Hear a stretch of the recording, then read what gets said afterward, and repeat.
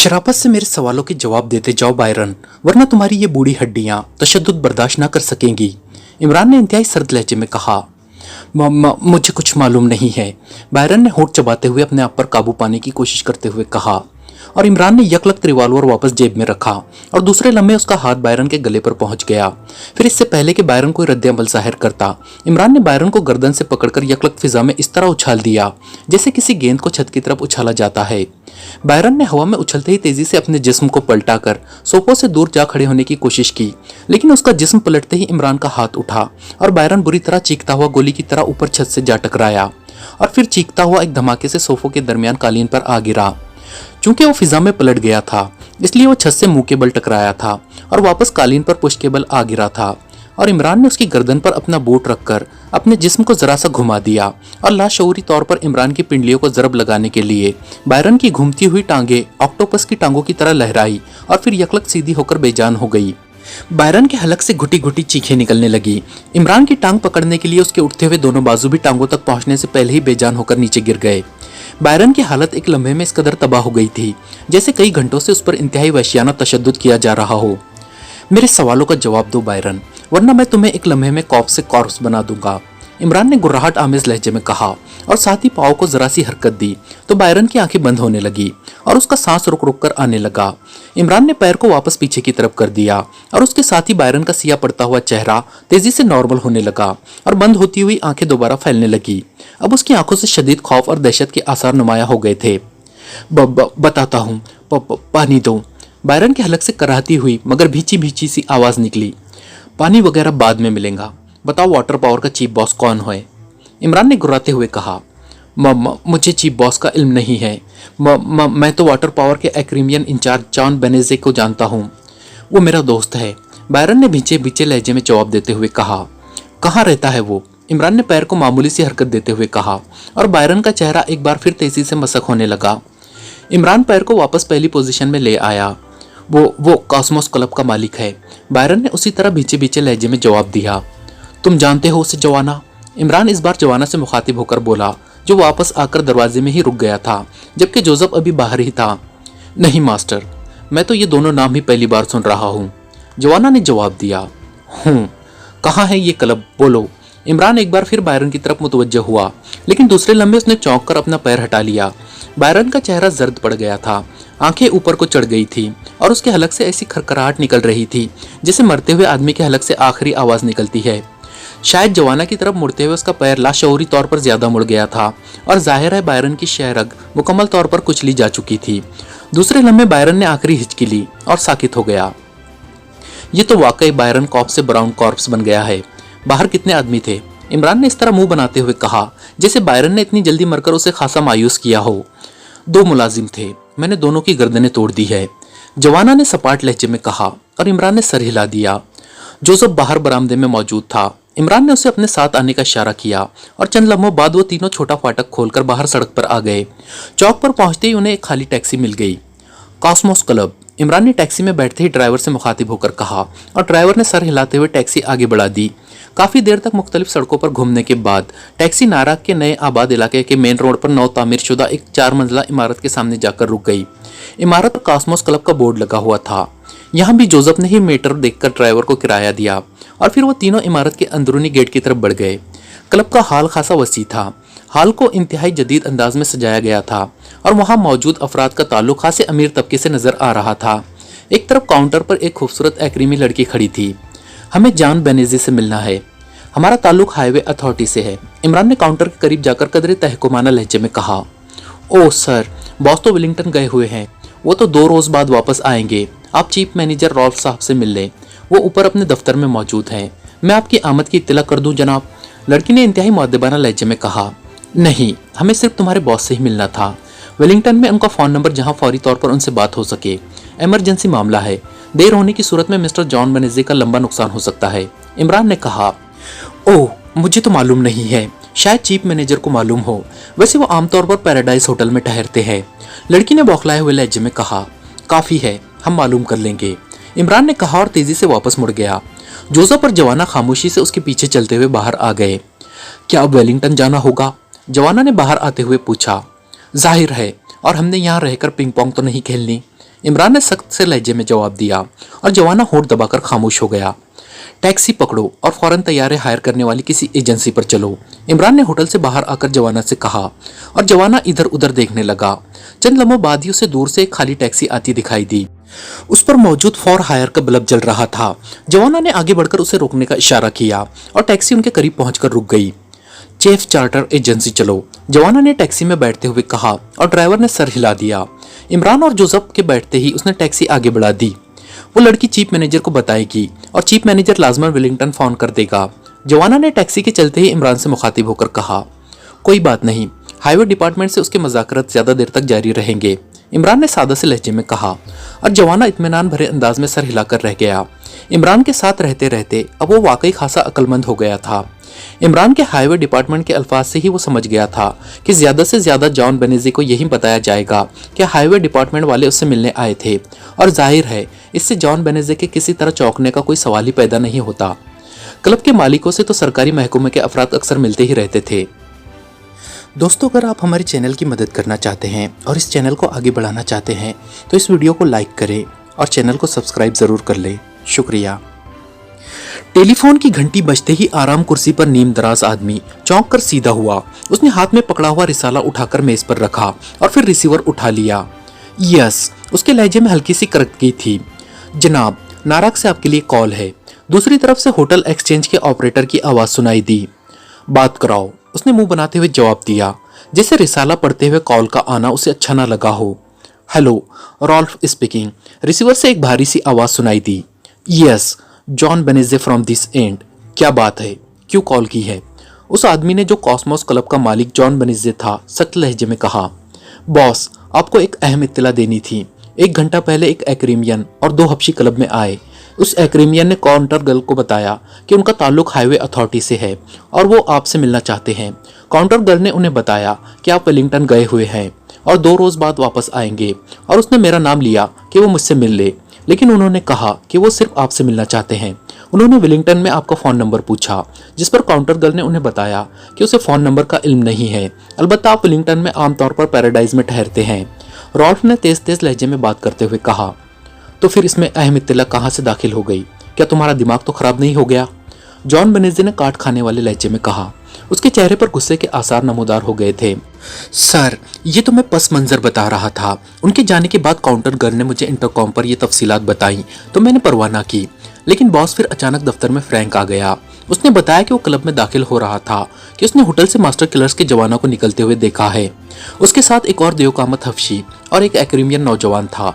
Rolf एक बार फिर शायद सांस लेने के लिए रुक गया था। मेरे ख्याल में तुमने जरूरत से कुछ ज्यादा ही शराब पी ली है। अहमक के बच्चे, ये मास्टर किलर्स और जवाना कौन है? उनका मुझसे क्या ताल्लुक है? होंगे कोई। एक्रेमिया में इस जैसे 1000 लोग धक्के खाते फिरते हैं। जॉन बेनेज़ी ने गुस्से से चीखते हुए कहा। बॉस, मास्टर किलर्स किसी जमाने में एक्रेमिया की सबसे मशहूर पेशावर कातिलों की तंजीम थी और जवाना उसका मेंबर था। इसके मजीद तारुफ की बजाय इतना बता दूं कि बाटो जैसा कातिल भी उस जमाने में जवाना के मुकाबिल ना आ सकता था। बहरहाल फिर अचानक मास्टर किलर्स के मेंबर्स गायब हो गए। जेरे जमीन दुनिया में सिर्फ इस कदर सुनने में आया कि यह तंजीम किसी खास मिशन पर एशियाई मुल्क पाकिस्तान गई थी। वहां उसके सारे मेंबर्स सिवाय जवाना के हलाक हो गए और जवाना ने वहां एक आदमी अली इमरान की मुलाजिमत कर ली है। और बॉस, अली इमरान के बारे में मुझसे ज्यादा कौन जान सकता है, क्योंकि मैं उस जमाने में एक्रेमिया की एक स्पेशल एजेंसी के उस शोबे में काम करता था जिसमें दुनिया के मारूफ तरीन सीक्रेट एजेंट्स का रिकॉर्ड रखा जाता था।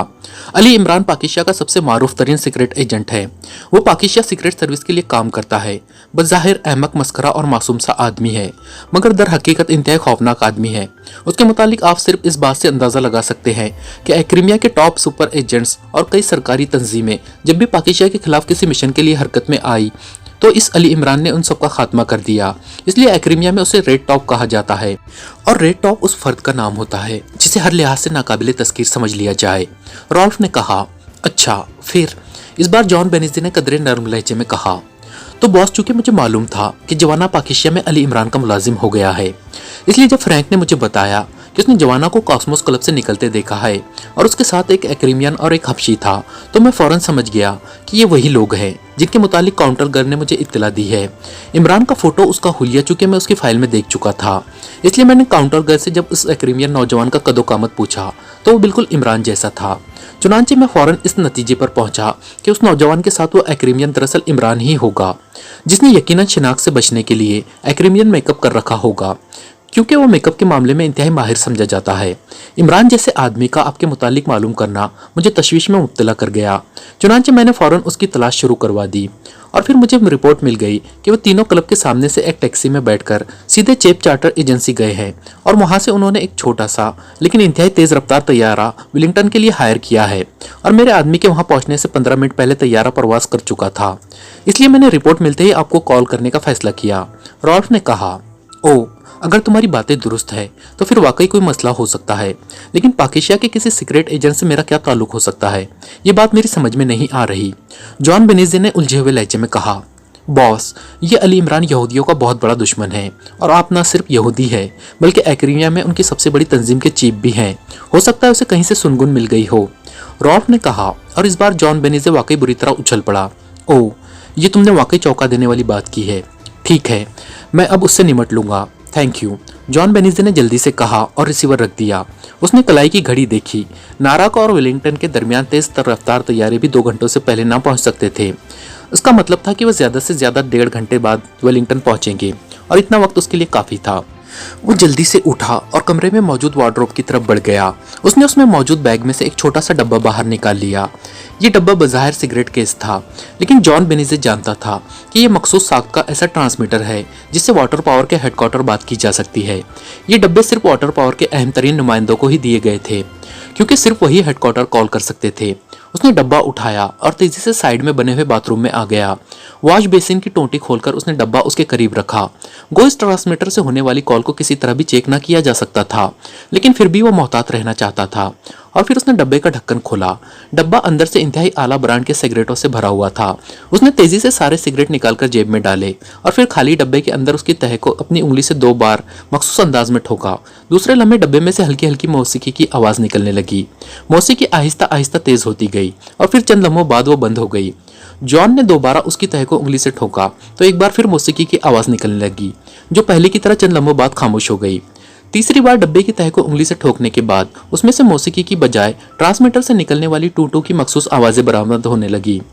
Hello hello, John Benize calling chief boss, over. John Benize ने तेज लहजे में बार बार ये फिक्रा दोहराना शुरू कर दिया। Yes, chief boss attending, over. दूसरी तरफ से एक भारी आवाज सुनाई दी। बॉस, क्या आपको पाकिस्तान के सीक्रेट एजेंट अली इमरान के बारे में कुछ मालूमात हासिल है, ओवर। जॉन बेनिज़े ने कहा।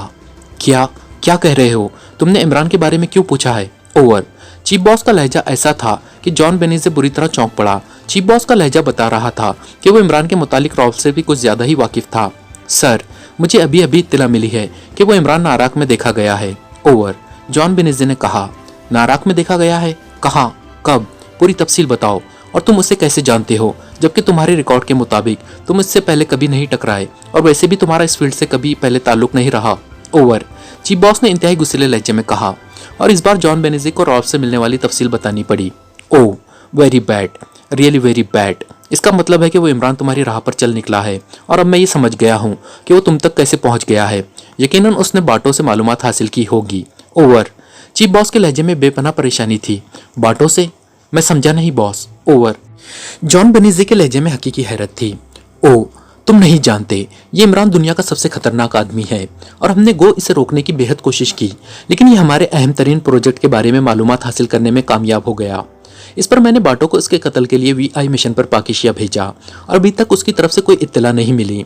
लेकिन अब तुम्हारी इत्तला के बाद ये बात यकीनी हो चुकी है कि बाटो उसे कत्ल करने की बजाय उल्टा उसके हत्थे चढ़ गया है और उसने उससे मालूमात हासिल की होंगी और बाटो का वाटर पावर से राब्ता तुम्हारे जरिए हुआ था, इसलिए लाजमन उसने इस इमरान को तुम्हारे मुतालिक बता दिया और इमरान तुम तक पहुंचने के लिए चल पड़ा, ओवर। चीफ बॉस ने कहा। बॉस, बाटो मेरे मुतालिक कुछ नहीं जानता। मैंने अपने दोस्त बायरन कॉप्स के कहने पर आपसे जिक्र किया था और फिर आपकी इजाज़त से मैंने बायरन कॉप्स से बात की और उसे खास तौर पर मना कर दिया था कि वो बाटो के सामने मेरा इस मामले में जिक्र न करे। यही वजह है कि बाटो को कभी मालूम नहीं हो सका कि मेरा भी कोई ताल्लुक वाटर पावर से है, ओवर। जॉन बेनिज़े ने कहा। तो फिर उसने इस बायरन के मुतालिक बताया होगा और बायरन कॉफ ने तुम्हारे मुतालिक। ओह, ये तो अच्छा हुआ कि रॉब की वजह से तुम्हें उसकी इत्तला मिल गई, और उससे भी ज्यादा बेहतर ये काम हुआ कि तुमने मुझे कॉल कर लिया, क्योंकि बहरहाल तुम इन चंद अफराद में शामिल हो जो ग्रेट बॉल की स्पेशल मीटिंग में शामिल होते रहते हो। अगर इमरान तुम तक पहुंच जाता तो फिर उसे ग्रेट बॉल और वहां से मुझ तक पहुंचने में दुनिया की कोई ताकत न रोक सकती, क्योंकि तुम्हारी वजह से वो ग्रेट बॉल के महफूज रास्ते से बहरहाल बाखबर हो जाता। ओवर, चीफ बॉस ने सर्द लहजे में कहा। बॉस, ऐसी कोई बात नहीं, मैं इस इमरान और उसके साथियों को एयरपोर्ट पर ही गोलियों से उड़ा दूंगा। ओवर, जॉन बेनीजे ने कहा। मुझे मालूम है कि तुम क्या कर सकते हो। तुम दुनिया के सब अफराद को तो गोलियों से उड़ा सकते हो, और हो सकता है इमरान को भी तुम खत्म कर दो, लेकिन तुम ग्रेट बॉल के महफूज रास्ते से बाखबर हो। गो मैंने इस रास्ते को बंद करा दिया है, लेकिन फिर भी मैं इस सिलसिले में किसी किस्म का रिस्क लेने के लिए तैयार नहीं हूँ। इसलिए अब आखिरी चारेकार यही रह गया है कि मैं उसका रास्ता मुकम्मल तौर पर रोक दूं। ओवर, चीफ बॉस ने कहा। और फिर इससे पहले कि जॉन बेनीजे कोई जवाब देता, अचानक उस डब्बे में यकलक तेज रोशनी का झमाका सा हुआ और जॉन बेनीजे बुरी तरह चीखता हुआ धड़ाम से गुसलखाने के फर्श पर जा गिरा। उसे यूं महसूस हो रहा था जैसे उसके पूरे जिस्म में आग लग गई हो, और उसके बाद उसके जहन पर तारीकी की चादर फैलती चली गई। हमें जॉन बेनीजे साहब से मिलना है, इमरान ने होटल पैराडाइज के काउंटरमैन से मुखातिब होकर कहा। वो जोसेफ और जवाना के साथ अभी चार्टर तैयारी के जरिए वेलिंगटन पहुंचा था और एयरपोर्ट से वो सीधा होटल पैराडाइज ही आया था। यस सर, मैं इन्हें इत्तला कर देता हूँ। आपका नाम? काउंटरमैन ने बड़े बाखलाक लहजे में कहा। हम उनके दोस्त हैं और उन्हें सरप्राइज देना चाहते हैं, इसलिए आप इत्तला ना दें, बल्कि उनका रूम नंबर बता दें। इमरान ने मुस्कुराते हुए कहा। ठीक है सर, 6ठी मंजिल, कमरा नंबर 25, काउंटरमैन ने जवाब दिया और दूसरे अफराद से मुखातिब हो गया। इमरान मुड़ा और लिफ्ट की तरफ बढ़ गया। चंद लम्हों बाद ही लिफ्ट ने उन्हें तीसरी मंजिल पर उतार दिया। कमरा नंबर 25 का दरवाजा बंद था और दरवाजे के बाहर जॉन बेनीजे के नाम का कार्ड एक खाने में लगा हुआ था। इमरान ने मुतमईन अंदाज में हाथ उठाकर दरवाजे पर दस्तक दी, लेकिन कुछ देर इंतजार के बावजूद जब अंदर से कोई रद्द-ए-अमल जाहिर न हुआ तो इमरान ने दरवाजे को दबाया। दरवाजा अंदर से लॉक न था, इसलिए खुलता चला गया। इमरान अंदर दाखिल हुआ, मगर अंदर दाखिल होते ही वो चौंक पड़ा, क्योंकि कमरा खाली था। अलबत्ता कुर्सियों के दरमियान मेज पर एक रिसाला खुला उल्टा रखा था। जोसेफ और जवाना भी अंदर आ गए थे। इमरान की नजरें बाथरूम के दरवाजे पर जम गई। वो तेजी से उस दरवाजे की तरफ बढ़ा। अंदर से पानी गिरने की आवाज़ सुनाई दे रही थी और इमरान के चेहरे पर हल्की सी मुस्कुराहट उभर आई। पानी गिरने की आवाज़ का मतलब था कि जॉन बेनीजे बाथरूम में मौजूद है। हमें उसके बाहर निकलने का इंतजार करना होगा, इमरान ने कहा, और जोसेफ और जवाना ने सर हिला दिए और वो वहीं दरवाजे के पास ही खड़े हो गए। बॉस, पानी मुसलसल चल रहा है, इसका क्या मतलब हुआ? जवाना ने अचानक कहा तो इमरान चौंक पड़ा। वाकई ये अजीब सी बात थी। वो एक लम्हे खड़ा सोचता रहा, फिर आगे बढ़ा और उसने बाथरूम के दरवाजे पर दस्तक दी, लेकिन दस्तक देने की वजह से दरवाज़ा ज़रा सा अंदर को खुल गया। पानी उसी तरह बह रहा था। इमरान ने होंठ भींच लिए और फिर दरवाजे को ज़रा सा और दबाया, लेकिन उसके बावजूद जब अंदर से कोई रद्द-ए-अमल जाहिर ना हुआ तो उसने दरवाज़ा पूरा खोल दिया और दूसरे लम्हे वो बुरी तरह चौंक पड़ा, क्योंकि सामने गुसल खाने के फर्श पर एक इंसानी लाश पड़ी हुई थी, लेकिन लाश की हालत ऐसी थी कि वो कोयले की तरह सियाह पड़ चुकी थी, ऐसे जैसे किसी ने उसे जिंदा ही आग में जला दिया हो। ओह, ये किसकी लाश है? इमरान ने होंठ दबाते हुए कहा और फिर तेजी से अंदर दाखिल हुआ। पानी की टूटी खुली हुई थी और लाश के साथ ही एक सिगरेट केस भी पड़ा था, लेकिन वो भी इसी तरह सियाह हो रहा था जैसे उसके अंदर खौफनाक आग बंद करके दी गई हो। लाश का चेहरा और जिस्म के खुले हिस्से सियाह थे, लेकिन उसके लिबास पर जलने का जर्रा बराबर भी निशान न था। इमरान ने टूटी बंद की और फिर झुककर लाश के लिबास की तलाशी लेनी शुरू कर दी। लाश के जिस्म पर मुकम्मल लिबास था, जैसे वो बाहर जाने के लिए लिबास बदल चुका हो या बाहर कहीं से आया हो और उससे लिबास बदलने की मोहलत ही ना मिली हो। तलाशी के दौरान उसे कोट की जेब में आला ब्रांड के खुले सिगरेट, एक पर्स, की रिंग और करेंसी नोटों के अलावा छोटी सी टेलीफोन डायरी मिली। उसने बाकी चीज़ें तो वापस जेबों में डाल दी और डायरी उठाकर उसे खोलकर देखने लगा, लेकिन डायरी में सिवाय आम से कारोबारी इदारों के नामों और उनके फ़ोन नंबर्स के अलावा और कुछ न था। अलबत्ता डायरी पर जॉन बेनीजे का नाम लिखा हुआ था। इससे जाहिर होता था कि लाश जॉन बेनीजे की ही थी। इमरान ने डायरी अपनी जेब में डाली और फिर बाथरूम से बाहर आ गया। अब वो कमरे में मौजूद बड़ी अलमारी की तरफ बढ़ गया। उसमें जॉन बेनीजे के लिबास टंगे हुए थे, लेकिन निचले खाने में एक खूबसूरत और कीमती बैग मौजूद था जिसकी जिप खुली हुई थी। इमरान ने बैग उठाया और उसे मेज़ पर उलट दिया। बैग में आम इस्तेमाल की मुख्तलिफ चीज़ें थी। करेंसी नोटों की चंद गड्डियाँ भी तह में मौजूद थी, लेकिन उनके अलावा कोई खास चीज़ मौजूद न थी। इमरान ने बैग के खुफिया खाने तलाश करने शुरू कर दिए और फिर थोड़ी सी कोशिश के बाद वो बैग की तह की दाएं साइड में एक खुफिया खाना तलाश कर लेने में कामयाब हो ही गया। उस खाने में से नीले रंग की जिल्द की एक लंबी लेकिन पतली सी डायरी निकली और इमरान उसे खोलकर देखने लगा। ये जॉन बेनेजी की ज़ाती डायरी थी, जिसमें उसने कुछ खास वाक़यात के अलावा बहुत सी औरतों के नाम और उनके मुतालिक अपनी आरा वगैरह लिखी हुई थी। लेकिन फिर एक सफ़ा खोलते ही इमरान चौंक पड़ा। उस सफ़े पर ग्रेट बॉल के अल्फाज मौजूद थे, जिसके नीचे एक नक्शा बना हुआ था। उस नक्शे के नीचे चंद लाइनों में उसकी तफसीलात दर्ज थी और आगे एक नाम लिखा हुआ था, डॉग बिल। इमरान चंद लम्हे गौर से उन अल्फाज को देखता रहा और फिर उसने डायरी के और वर्क चेक करने शुरू कर दिए, लेकिन इसके अलावा और कहीं उसके काम के कोई अल्फाज मौजूद न थे। इमरान ने डायरी जेब में डाली और फिर वापस दरवाजे की तरफ मुड़ गया। आओ भाई, हमारे आने से पहले ही जॉन बेनेजी के पास मलिकुल मौत पहुंच गया है, इमरान ने मुस्कुराते हुए जोसेफ और जवाना से कहा, जो खामोश खड़े हुए थे। लेकिन ये मरा कैसे मास्टर? इसकी लाश देखकर तो ऐसे लगता है जैसे इसे किसी ने आग में जला दिया हो, लेकिन इसका लिबास सलामत है, जवाना ने दरवाजे की तरफ मुड़ते हुए कहा। यह कारनामा मखसूस रेस का है। वो डब्बा यकीनन कोई खास ट्रांसमीटर होगा जिसके अंदर ये रेस पहले से बंद थी और फिर शायद कोई कॉल करते वक्त वो रेस ऑन हो गई। बहरहाल हमारा मकसद हल हो गया है, इमरान ने कमरे से बाहर आते हुए कहा। क्या हेडक्वार्टर को पता लग गया है? कहाँ है वो? जवाना ने लिफ्ट में दाखिल होते हुए पूछा। हेडक्वार्टर का तो नहीं, अलबत्ता ग्रेट बॉल के एक महफूज रास्ते का इल्म हो गया है। तुम किसी डॉग बिल को जानते हो? इमरान ने खुले लफ्ज़ों में बात करते हुए कहा। क्योंकि इस वक्त लिफ्ट में सिर्फ वो तीनों थे, इसलिए वो खुलकर बातें कर रहे थे। जवाना ने इनकार में सर हिला दिया। लिफ्ट से निकलकर वो तीनों इत्मीनान से चलते हुए होटल से बाहर आ गए। काउंटर पर चूंकि खासा रश था, इसलिए काउंटरमैन उन्हें वापस जाते हुए देख ही ना सका। बाहर निकलकर इमरान पैदल ही फुटपाथ पर चल पड़ा और फिर एक सड़क पर घूमने के बाद वो एक ऐसे बाजार में पहुंच गया जहां पर सुपर मार्केटें थी